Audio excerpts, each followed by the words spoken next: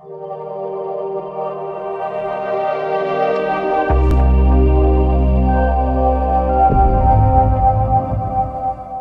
दोस्तों, कैसे हो सभी। आशा करता हूँ कि आप सभी अच्छे होंगे। तो आप सभी का आपके अपने YouTube चैनल डिस्कवर आस्थान में स्वागत है। माई सेल्फ गुरप्रीत सिंह, और हम कर रहे थे साइंस में हमारा नेक्स्ट टॉपिक है रिफ्रैक्शन ऑफ लाइट। रिफ्रैक्शन का मतलब है अपवर्तन। पिछली क्लास में हमने रिफ्लेक्शन के बारे में पढ़ा था। रिफ्लेक्शन का मतलब है परावर्तन। तो अब हम अपवर्तन के बारे में पढ़ने जा रहे हैं। तो हम अपवर्तन के टॉपिक को करेंगे कवर।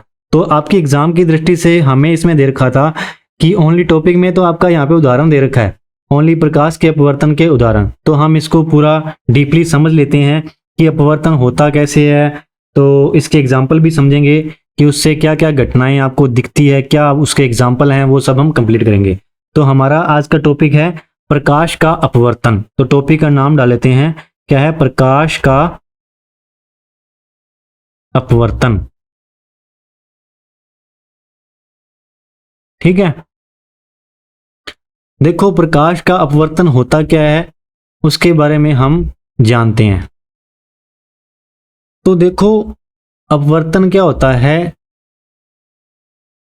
जब प्रकाश आपका एक माध्यम से दूसरे माध्यम में जाता है। जैसे मान लो कि ये आपका क्या हो गया, ये आपका हो गया पानी। एक हम बीकर ले रहे हैं, इसके अंदर हमने क्या भर लिया? पानी भर लिया। ठीक है, ये आपका हो गया पानी। और यहां हो गया आपका सन यानी कि सूर्य। ठीक है, सन से लाइट आती है, ये सबको ही पता है। तो ये हमारे वातावरण में क्या पाया जाता है? वायु पाई जाती है। क्या पाई जाती है? वायु, है ना। अब देखो, प्रकाश आएगा, कौन आएगा? प्रकाश आएगा। तो प्रकाश देखो, यहाँ वायु है और यहाँ क्या है? पानी है। ठीक है, ऊपर देखो, यहाँ ऊपर तो माध्यम क्या है हमारा? वायु, और अंदर माध्यम क्या है? पानी।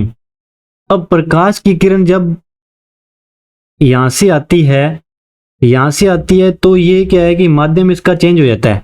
क्या होता है? माध्यम इसका चेंज हो जाता है जब प्रकाश एक माध्यम से दूसरे माध्यम के अंदर एंटर करता है।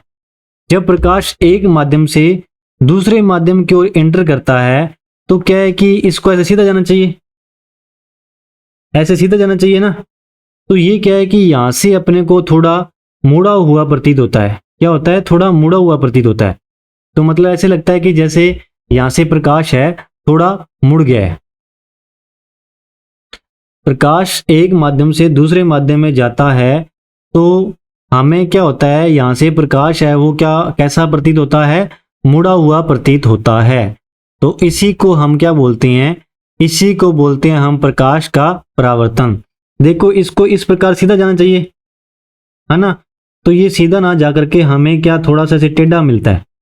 ये उसका अभिलंब हो गया। ये क्या हो गया? अभिलंब। तो समझ में आ रहा है ना। ये आपका क्या था? पानी था, ये पानी। अब देखो, ये वायु था, वायु से प्रकाश कहाँ गया? पानी के अंदर गया। जब प्रकाश एक माध्यम से जब दूसरे माध्यम में जा रहा है, तो प्रकाश अपनी रियल स्टेट से क्या है? रियल स्टेट से थोड़ा विचलित हुआ दिखाई देता है। तो इसी को अपने क्या बोलते हैं? प्रकाश का अपवर्तन। यदि प्रकाश से सीधा जाएगा ना, सीधा जाएगा तो सीधा सीधा निकल जाएगा।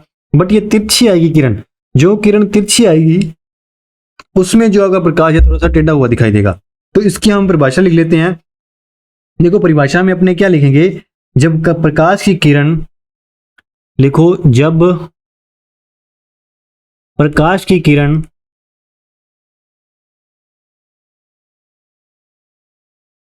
एक माध्यम से, एक माध्यम,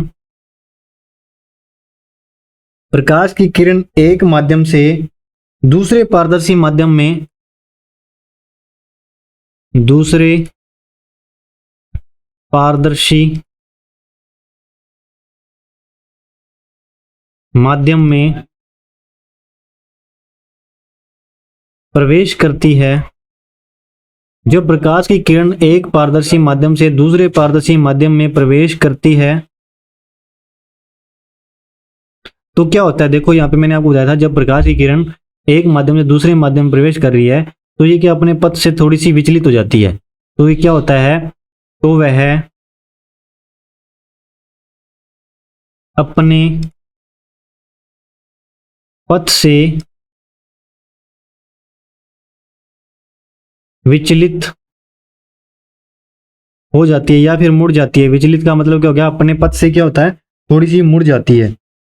तो इसी को अपने क्या बोलते हैं, इसी को बोलते हैं प्रकाश का अपवर्तन।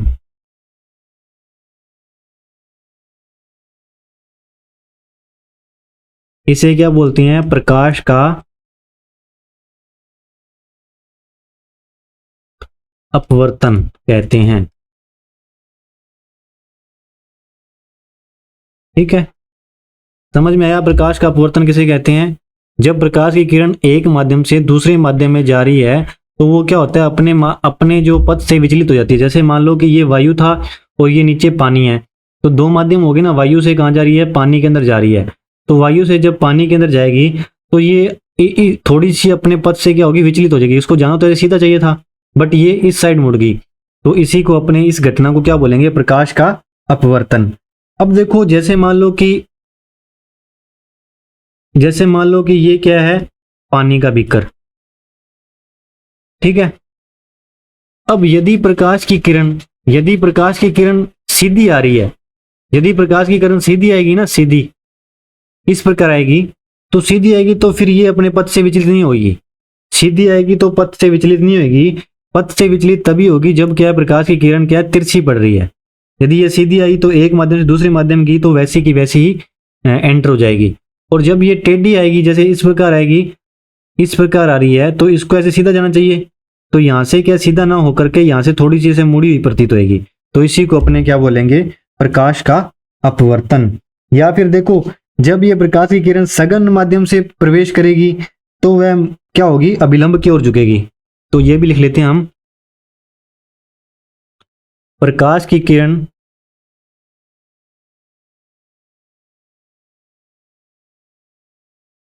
प्रकाश की किरण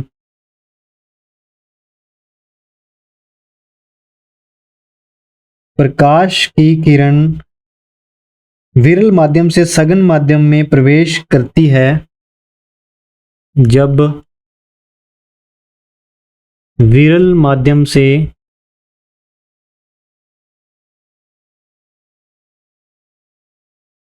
सघन माध्यम में प्रवेश करती है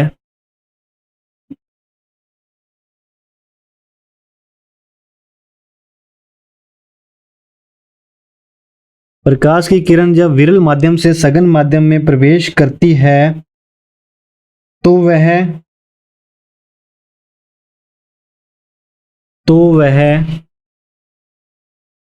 अभिलंब की ओर झुक जाती है।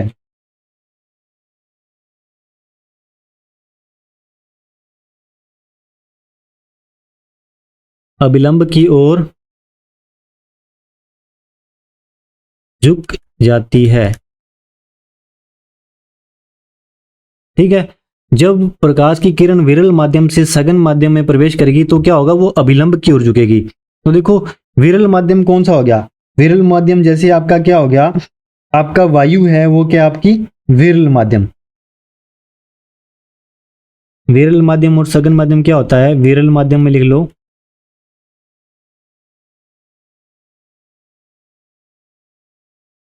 देखो हमने क्या पढ़ा, हमने पढ़ा जब प्रकाश की किरण विरल माध्यम से सघन माध्यम की ओर जाती है तो क्या होता है, ये अपने पथ से विचलित हो जाती है।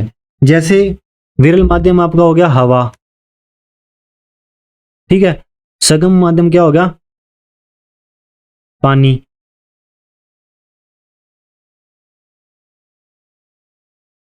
सघन माध्यम आपका क्या होगा, पानी। हमने वही एग्जांपल लिया था, जैसे बीकर में हमारा क्या है, पानी है ना।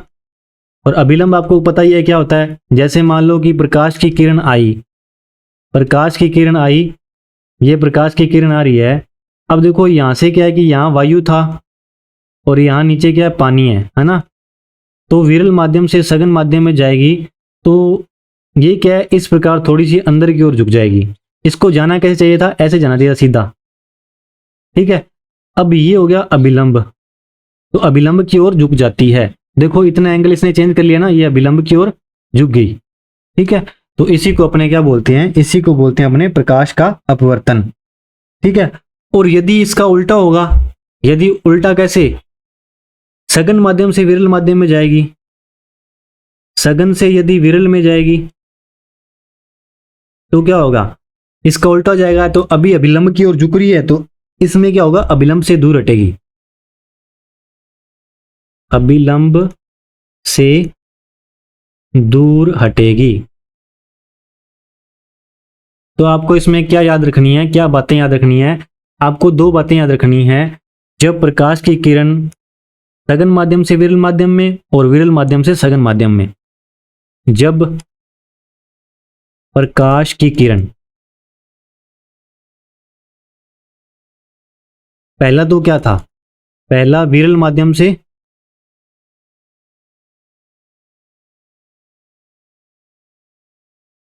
सघन की ओर, सघन माध्यम में, जब विरल माध्यम से सघन माध्यम में जाएगी तो क्या होगी, अभिलंब की ओर झुकेगी,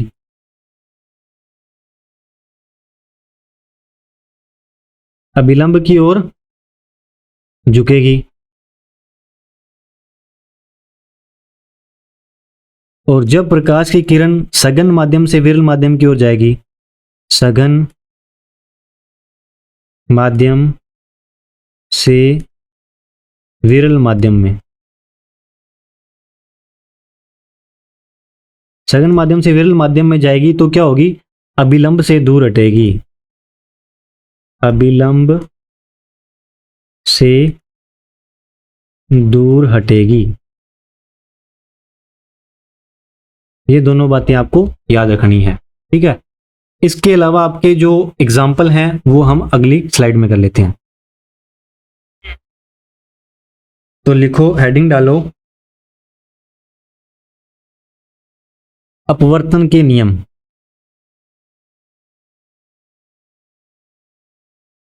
अपवर्तन के नियम। अपवर्तन के नियम क्या हैं? एक नियम तो वही फिक्स है कि आपतित किरण, परावर्तित किरण और अभिलंब, तीनों, आपतित किरण, परावर्तित किरण और अभिलंब, आपतित किरण,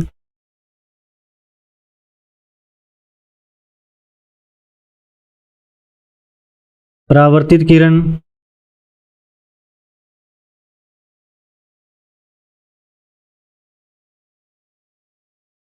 आपतित किरण, परावर्तित किरण और अभिलंब,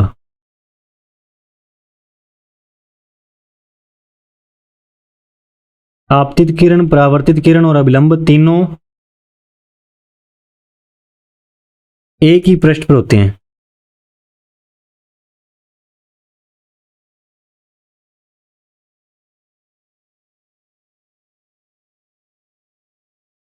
आपतित किरण, परावर्तित किरण और अभिलंब क्या है, तीनों के तीनों एक ही पृष्ठ पे होंगे।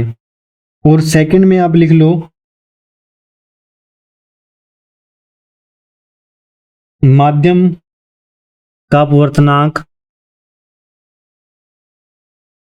माध्यम का अपवर्तनांक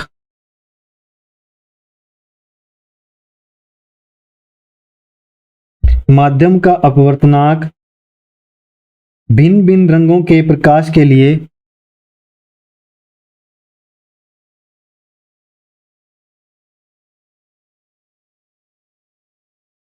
भिन्न भिन्न रंगों के प्रकाश के लिए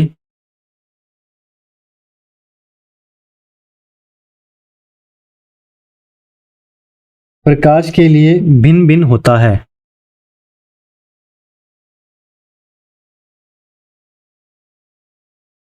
मतलब कि क्या है कि जो अपवर्तनांक की वैल्यू होगी वो हर रंग के लिए क्या होगी, अलग होगी, ठीक है।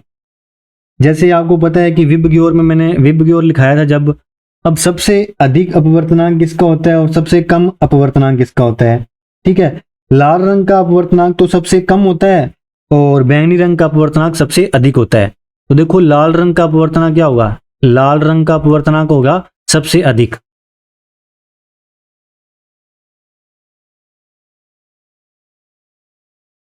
अधिक होता है। और बैंगनी रंग का अपवर्तनांक क्या होता है, सबसे कम।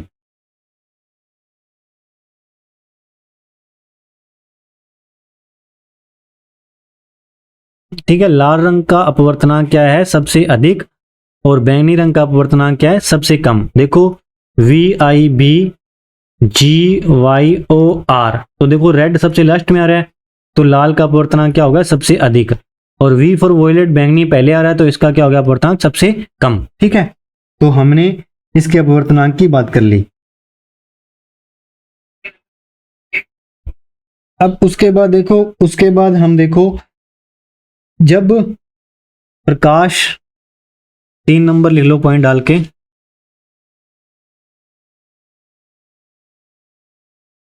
किन्हीं दो माध्यम के लिए, किन्हीं दो माध्यमों के लिए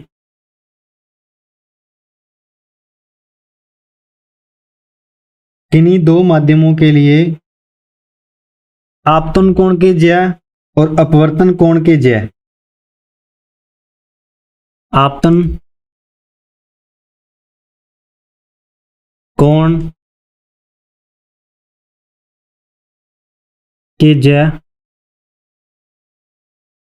व अपवर्तन कोण के ज्या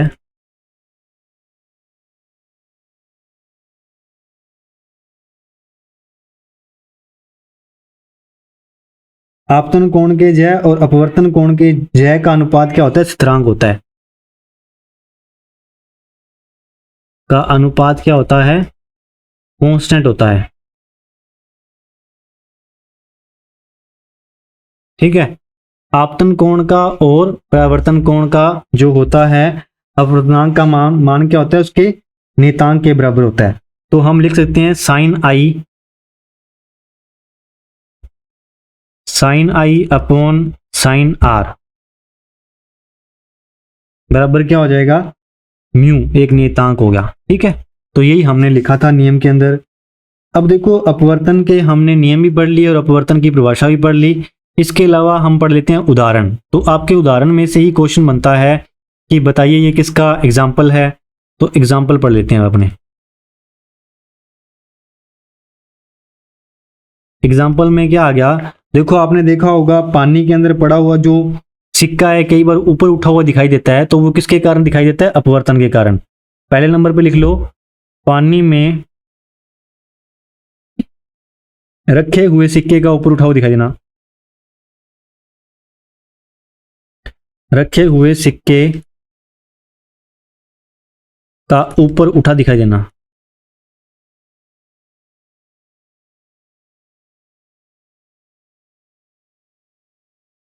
दूसरा लिख लो, पानी में पड़ी हुई छड़ का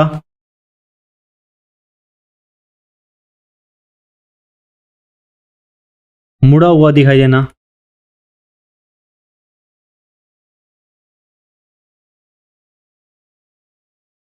ठीक है, उसके अलावा देख लो, उसके अलावा तारों का टिमटिमाना, तारों का टिमटिमाना।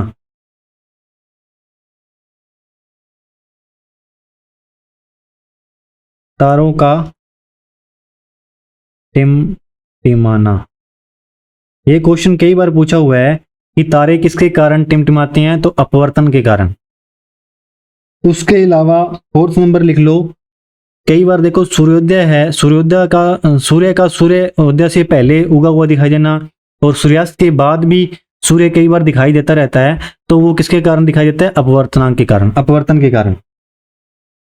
लिखो, सूर्योदय के पहले, सूर्योदय से पहले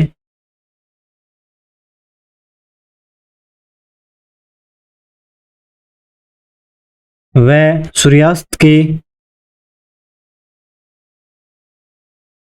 बाद, सूर्योदय से पहले वह सूर्यास्त के बाद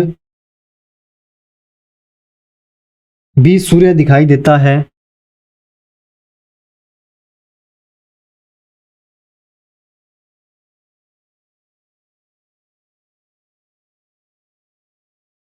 तो ये भी किस कारण दिखाई देता है, ये भी आपका अपवर्तन के कारण दिखाई देता है। उसके अलावा सिक्के वाला हो गया, और जो पानी के अंदर मछली है जो तैरती हुई दिखाई देती है वो हमें ऐसा लगता है ऊपर की ओर तैर रही है। तो पानी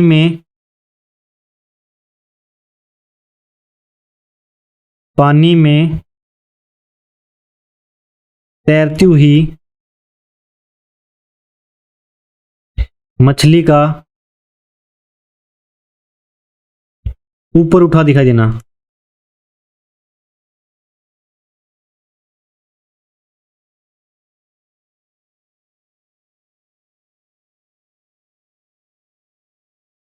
ये भी किसके कारण दिखाई देता है?